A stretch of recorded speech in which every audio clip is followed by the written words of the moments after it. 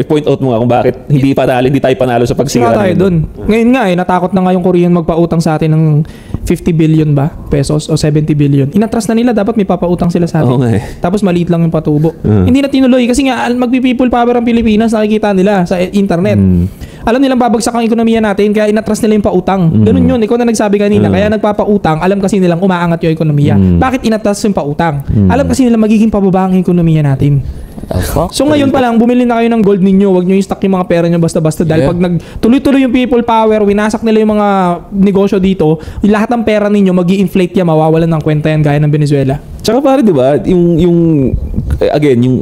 sige, pinagmamalaki kasi nila ng mga Pilipino yung nangyari sa Nepal, Indonesia. Sinisira nila yung mga establishment. Okay, sige, kung sirain yung establishment, gagawin ulit yan. Kaninong perang panggagastos sa panggagawin doon? Pera din ng taong bayan yun. At eto pa, kaya sayo pang sabi ko dyan. Kasi baka tuwan-tuwa yung World Bank kasi magpapautang na naman sila para buuin ulit yung bansa. Yan na naman. Diba? At yung China magpapahiram din sa inyo. So may property na naman yung China sa Indonesia, sa Nepal, sa Pilipinas. Kasi nga, yung mga infrastructure ninyo, sila magpupuhunan.